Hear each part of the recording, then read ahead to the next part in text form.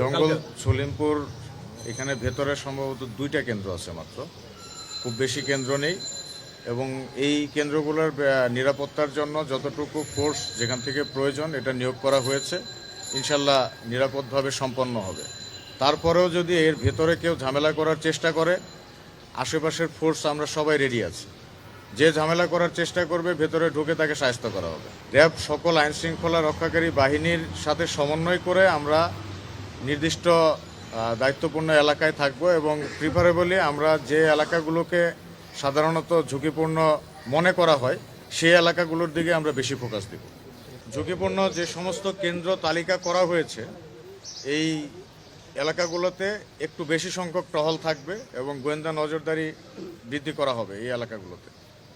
আপনারা জেনে আনন্দিত হবেন যে গত জুলাই আন্দোলনের পর থেকে অদ্যাবধি শুধুমাত্র র্যাপিড অ্যাকশন ব্যাটালিয়ন 7 কর্তৃক 106টির উপরে আগ্নেয়াস্ত্র উদ্ধার করা হয়েছে এবং এর মধ্যে আইন শৃঙ্খলা রক্ষাকারী বাহিনীর যে হারানো অস্ত্র ছিল সেগুলো 50টির অধিক উদ্ধার করা হয়েছে।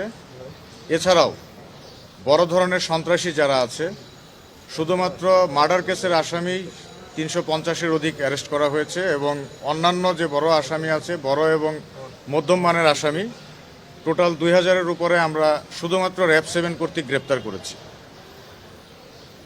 এবং অন্যান্য আইন শৃঙ্খলা রক্ষাকারী বাহিনী কি পরিমাণ গ্রেপ্তার করছে এবং অস্ত্র উদ্ধার করছে এটা আপনারা দেখেছেন।